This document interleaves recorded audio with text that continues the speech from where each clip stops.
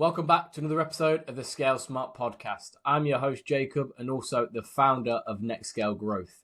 Today, I have the pleasure of being joined by the CEO and founder of Digital Beachhead, Mike Crandall. Mike, thank you for joining me today. Hey, glad to be here, Jacob.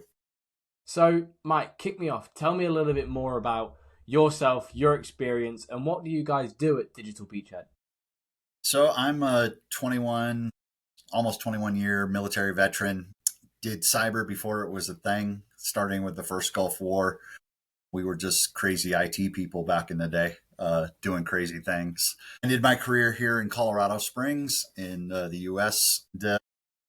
Started Digital Beachhead as a dream company. I wanted to do for small to medium-sized businesses what I was doing for the government, because the government throws money at problems, and I knew that small businesses didn't have that capability. So I was looking at how can I help them? How can I take the knowledge and tricks and tips and things I've learned over the years working for the government and give that same kind of mindset, if not tool set, to them so that they can secure their networks.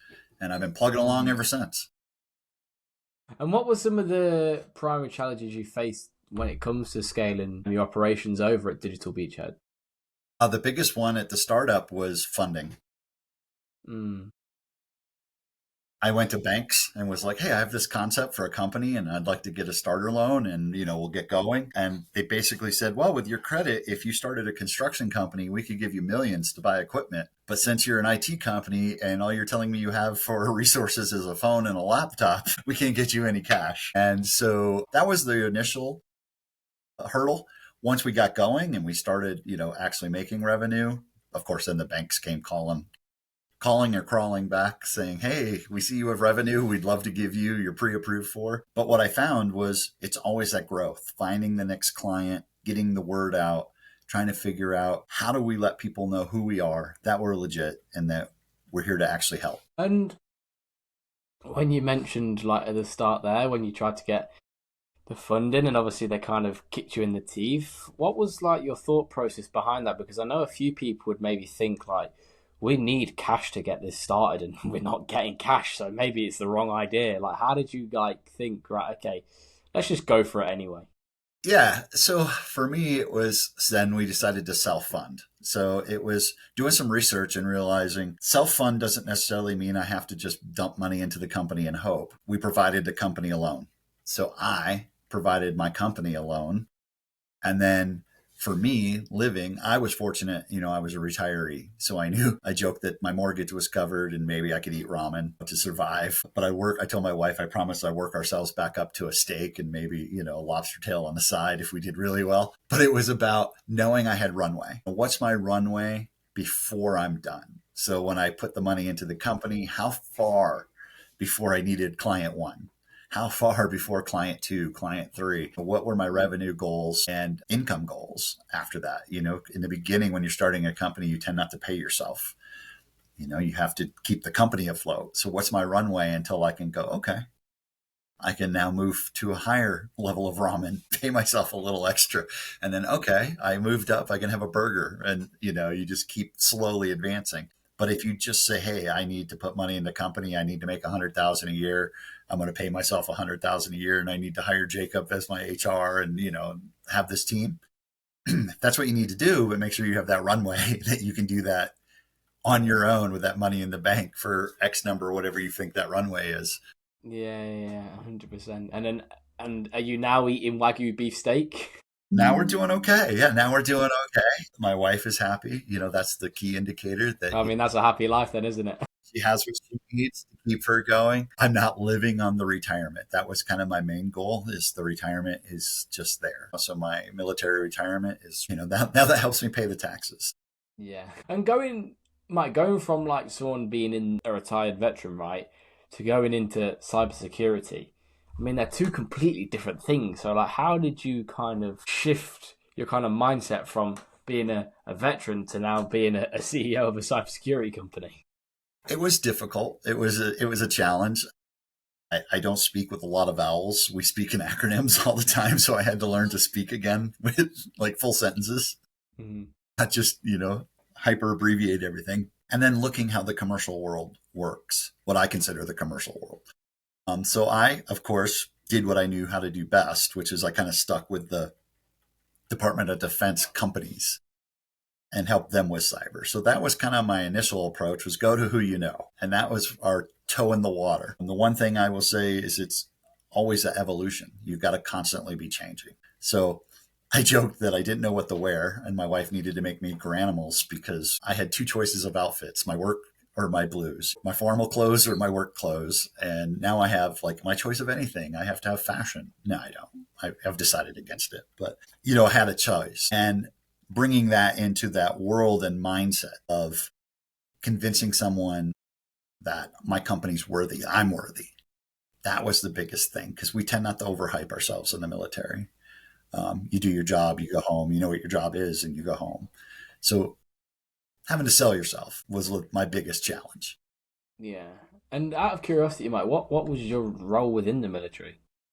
So I was fortunate, as like I say, I was doing IT and cyber. So I built the first networks for the Ah, okay. Department of Defense. I built their first security systems, their first network operations center. So I was in at the right time. Networks were brand new. They didn't know what it was. I happened to have taken a college course in programming. So I was just slightly more IT aware than the average person in the military. Yeah. My first assignment was in the UK. I was at RAF Bentwaters Woodbridge with the 39th Special Operations Wing and the 81st Tactical Fighter Wing. And they had the right mindset that when this dumb kid who said he knew how to play around with computers, they're like, well, then you're it. Tag. Yeah. And Mike, in a quite rapidly evolving cybersecurity landscape, right? How do you guys make sure you remain at the forefront of the landscape? That's a great question, because it goes at the speed of light. And, to stay current with any technology, it is really about giving me and my team, especially now more the team, the ability to go to conferences, to take training, go to courses. They have that flexibility to learn and stay up with things and not always follow the latest and greatest marketing, AI. So yes, we need to be up on AI. So we learn and we read about AI, but I don't think we have to be AI certified quite yet, because I don't think people know what AI is doing quite for us yet. You know what I mean? Yeah, yeah, yeah, yeah. So it's staying up with tech, but not always chasing the buzzwords and the buzz technology. Yeah. And on the topic of AI, right? Obviously, it's becoming increasingly prevalent within cybersecurity, especially within like the threats as well. So, what do you guys do to make sure you're adapting your strategies to kind of address the AI-driven attacks and the vulnerabilities around AI? So AI, really, I would say it's in its infancy. It's coming out of the infancy. I say it's in its adolescence. It's Yeah, starting to stretch its legs and grow. The biggest thing is education. And because it's the buzzword, everybody wants it. Companies come to us and say, we need AI. We're going to get it.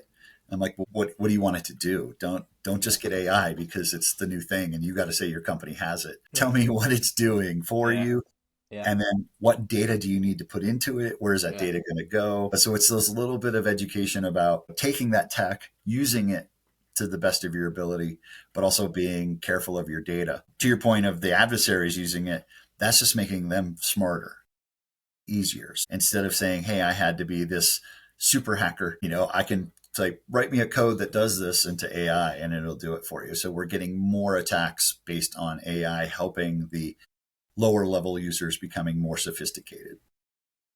And I think you made a good point there about companies just wanting to get AI for the sake of getting AI, and it's a big conversation which I have a lot of times. Is like people just look at like the next big thing like AI and all these different automation things, and they think, oh, we need that. Like, yeah, I think there's a. I agree, they probably do need it, but they don't even know what they need it for, and they're just thinking, oh, we just need it because it's the next big thing, but they haven't actually took a dive into their company and be like, okay, maybe we need to automate email processes, or maybe we need to automate the marketing, or maybe we need to automate this, or we need to automate that. They just think, right, no, we just need AI, and it's just like that's never going to work. And I just think like if companies actually understood why they need something, how long they need it for, what they need it for, they'd probably grow so much quicker because they'd probably be spending less time figuring things out. And rather probably than less actually, money because they're yeah, buying the right tool for the right thing versus the first salesperson that knocks on their door and shows them a bells and whistles of AI, and they're like, yeah, "Yes, that's what I yeah, heard." yeah, yeah, yeah. And Mike, where do you see the future of the industry heading? It's the AIs coming in, Yeah. because that can read and do things quicker than humans. And I see smaller businesses need to become more aware. Hmm.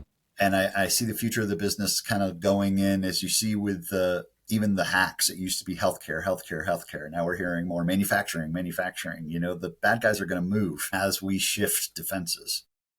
And I think the small businesses are a target, and they're a ripe target. They just don't understand how ripe they are. And the bad guys, I think, are going to really start to focus on those small to mid-sized businesses instead of making a $2 million, $200 million grab. A lot of 80, $100,000, $150,000 grabs. Hmm. Hmm. And what are some of the goals you've got for the company, Mike, in terms of, I don't know, expanding, growing, bringing on new clients? Yeah, so we work hard to come up with affordable solutions. So the expansion into those small businesses, and then recently we've picked up, going back to my Department of Defense days and knowing the DoD, they have just passed some legislation where DoD contractors have to pass a cybersecurity certification assessment, and we've become an assessment organization for the DoD, so we can go out and do these assessments. So we're just, again, adapt, overcome, move forward. We're developing a whole new business line to become an assessment company as well. So we've been helping people get ready, and now we're going to get on the other side and assess them once they're done. Amazing. And Mike, if people wanted to reach out to you, find out a little bit more about yourself and also your company, where's the best place for them to do that? If they reach out to our website, it's just www.digitalbeachhead.com. And I'm on LinkedIn, and so is Digital Beachhead. We have a LinkedIn page as well. So feel free to reach out. We do like to say the path to cybersecurity starts with a conversation. So let's chat. Amazing. Well, Mike, thank you so much for joining me today. It's been great speaking to you. Perfect. Thank you, Jacob. Thanks for having me. Amazing. Pleasure.